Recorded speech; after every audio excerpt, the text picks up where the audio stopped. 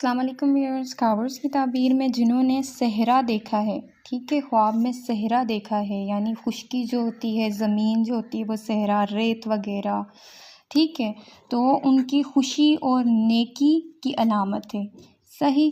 اور اگر صحرا کو سرسبز دیکھا ہے کہ صحرا ہے اور مطلب اس میں تھوڑا سا گھاس ہے یا کچھ ہے، تو سرسبز دیکھا ہے تو دولت حاصل ہونے کی دلیل ہے، ٹھیک ہے۔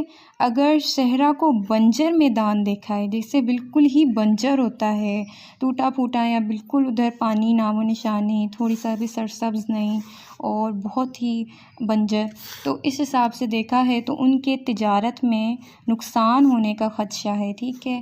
ان کا جو اگر کام ہے کوئی تو اس میں نقصان ہونے کا خدشہ ہے، صحیح۔ تو صحرا دیکھنے والوں کی یہ ہے تعبیر۔